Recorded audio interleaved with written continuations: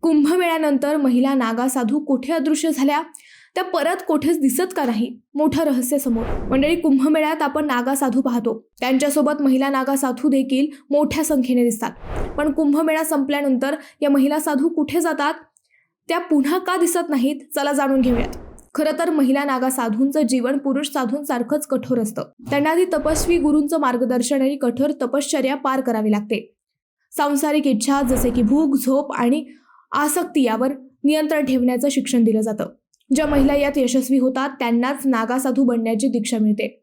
स्वतःचं श्राद्ध करणं, पिंडदान, केसांचं त्याग, नवीन नाव या सर्व विधींनंतर त्या पूर्णपणे संन्यास स्वीकारतात. कुंभमेळा संपल्यानंतर या महिला साधू त्यांच्या आखाड्यात परत जातात. तिथे तपस्या, ध्यान, साधना आणि धार्मिक प्रवचन आदी त्या करत असतात. अनेकदा ही ठिकाणे दुर्गम जंगलात किंवा गुहांमध्ये असतात. तेथे एकांतात राहून त्या साधना करतात. त्यामुळे आपण त्यांना कुंभमेळा संपल्यानंतर सहज पाहू शकत नाही. त्या आपल्याला दिसत नाही. मंडळी, माहिती कशी वाटली कमेंट करून नक्की सांगा.